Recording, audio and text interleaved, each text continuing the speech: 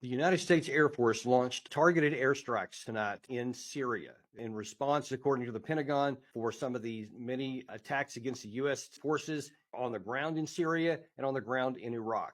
The intent of these is to send a signal to Iran, the Pentagon said, and that if they don't get the message, more may come later. We have to be very, very careful here. Everybody always wants to talk about being tough with Iran.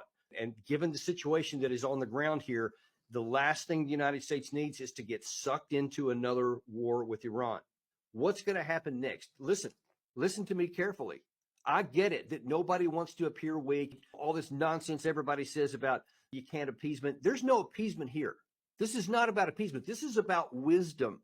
This is about intelligent decisions being made to protect American national security interests. And let me just point blank say, if we get sucked into a war because we refuse to withdraw those troops out of there, and all we did was keep them there, and then some get killed, and that's the casus belli to cause us to have to strike further, and that gets us drawn into a war that will be the height of foolishness.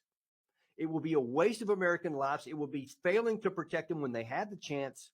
And then it's going to now cause us into a wider war where even more people are going to get killed. And we could be at war against Iran, and our interests are not served by that. They do not threaten us at all. They're not going to attack the United States because they're too weak. They're a very weak military power, but they're not without capabilities. And if we attack them, then they do have some limited capacity to hurt us bad in our interest in the region, especially in the Gulf of Hormuz, especially in some of their speedboats that they have. They can do some damage if pushed into it. As long as we don't attack Iran, they will stay deterred.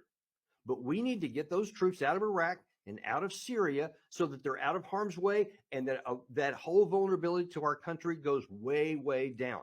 Because if we're not right there in their backyard, they don't have the ability to hit us.